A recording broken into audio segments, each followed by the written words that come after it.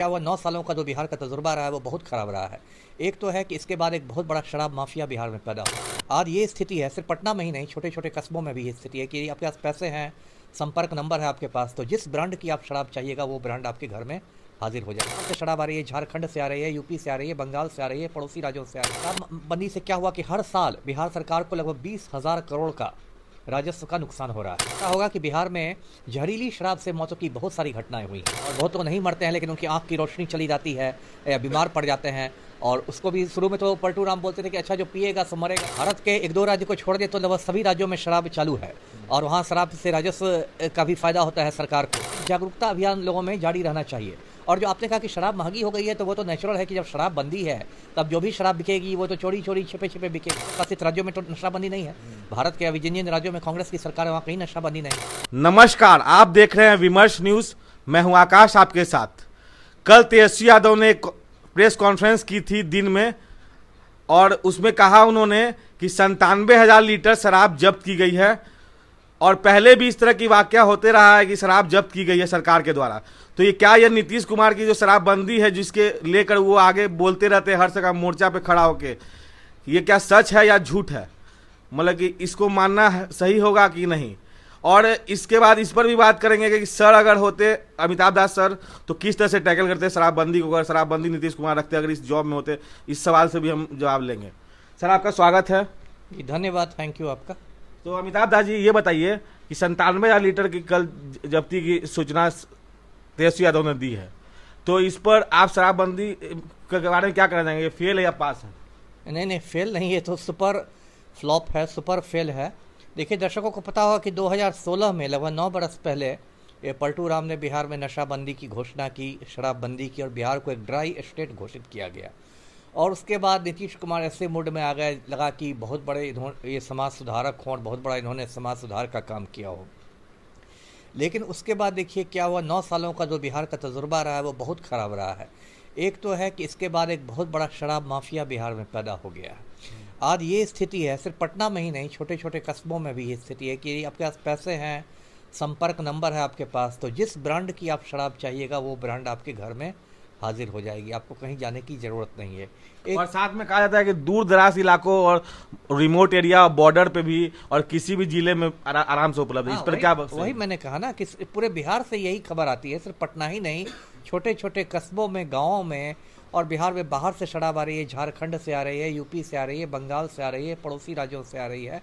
और इसमें क्या हुआ है कि जो भ्रष्ट पुलिसकर्मी हैं वो बिल्कुल समझिए आप कह सकते हैं माला माल हो गए हैं और उनको एक जरिया मिल गया है। शराबबंदी से क्या हुआ कि हर साल बिहार सरकार को लगभग 20,000 करोड़ का राजस्व का नुकसान हो रहा है, जो कि एक छोटी रकम नहीं है। बिहार हिंदुस्तान का सबसे गरीब राज्य है। बिहार में यदि हर साल सरकार को 20,000 करोड़ का राजस्व का नुकसान हो, जो पहले उत्पाद विभाग को आता था टैक्स के रूप में शराब दुकानों से, तो वो कोई छोटी रकम नहीं है। और ये भी आपने देखा होगा, दर्शकों को पता होगा कि बिहार में जहरीली शराब से मौतों की बहुत सारी घटनाएं हुई हैं।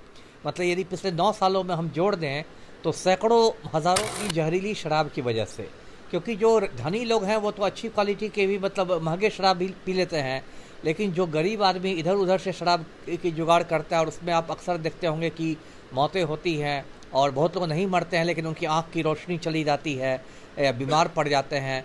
और उसको भी शुरू में तो पलटू राम बोलते थे कि अच्छा जो पिएगा सो मरेगा, जो पिएगा सो मरेगा। बाद में फिर उसके लिए मुआवजा की घोषणा की गई। लेकिन कुल मिलाकर ये जो शराब की नीति है, शराबबंदी है, बिल्कुल फेल कर गई है। प्रशांत किशोर ने तो ओपनली कहा है कि हमारी सरकार बन गई तो 1 घंटे में शराब चालू कर देंगे। शराब को मैं भी कोई अच्छी चीज़ नहीं मानता, मैं स्पष्ट कर दूं, लेकिन जिस रूप में ये शराबबंदी बिहार में हुई है उस रूप में ये पूरी तरह विफल है। जी, दूसरा सवाल मेरा ये है कि एक तरफ आरजेडी कहती है कि शराबबंदी जो है ये सही में यहाँ फेल है, बिहार सुपर फ्लॉप है। दूसरी तरफ उनकी ये नीति है कि जब वो सरकार में अगर आते हैं तो शराबबंदी को खत्म कर दिया जाएगा और शराब चालू कर दिया जाएगा। तो इस पर क्या आप कहना चाहेंगे? नहीं, ठीक है, वो तो नीति सही है ही। देखिए, भारत के एक दो राज्य को छोड़ दे तो लगभग सभी राज्यों में शराब चालू है और वहाँ शराब से राजस्व का भी फायदा होता है सरकार को। तो शराब मतलब चालू होनी चाहिए, उससे राजस्व मिलेगा। और हाँ, ये मतलब उसका जो होता है नियंत्रित करना चाहिए कड़ाई के साथ, जिससे कि मतलब जहरीली शराब नहीं बने, इस तरह से अवैध भट्टियाँ नहीं चलाई जाए, ये सब पर कड़ाई होनी चाहिए। और इसके साथ साथ एक अवेयरनेस होना चाहिए कि ठीक है कोई शराब कोई अच्छी चीज़ तो है नहीं स्वास्थ्य के लिए, एक जागरूकता कार्यक्रम जारी रहना चाहिए। लेकिन इस तरह से जिस तरह से बिहार में बंद किया गया है डंडे के जोर पर, वो सही नहीं है। इससे बिहार के पर्यटन उद्योग को भी बहुत नुकसान पहुंचा है। जी अगला सवाल मेरा ये है सर कि जैसे अभी शराब बहुत महंगा मिल रहा है, मतलब पहले जो रेट है ओरिजिनल रेट से तो डबल रेट पे मिल रहा है, तो महिलाओं के लिए इन्होंने बंद किया था बोल करके, महिलाओं के सुरक्षा के लिए। तो अभी या जब सस्ता हो जाएगा तो और बिक्री होगी और महिलाओं का प्रताड़ना होगी, इस पर क्या कहना नहीं, ठीक है, इसलिए मैंने कहा कि शराब कोई, मैं बार बार स्पष्ट कर रहा हूँ कि शराब कोई अच्छी चीज़ नहीं है, वो एक कुरीति है। उसे घरेलू स्वास्थ्य तो खराब होता ही है और घरेलू हिंसा भी बढ़ती है। इसलिए एक जागरूकता अभियान लोगों में जारी रहना चाहिए।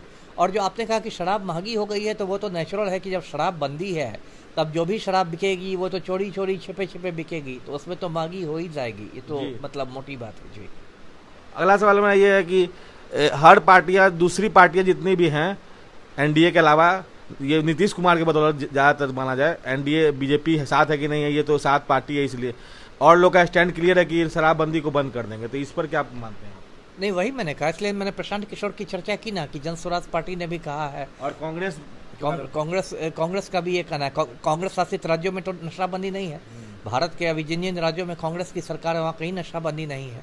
इसलिए ये तो एक तरह से नीतीश कुमार ने जिद बना ली है कि शराबबंदी होगी ही, चाहे कितनी भी फेल्योर क्यों ना हो, लेकिन इस जिद को छोड़ना चाहिए। जी तो पुलिस और सरकार के सांठगांठ को आप कैसे, ये शराबबंदी में जो चल रहा है इसको कैसे टैकल, आप होते तो कैसे टैकल करते? आप अगर अभी आईपीएस में रिटायर वीआरएस नहीं लिए रहते, आप अगर ड्यूटी पे होते तो आप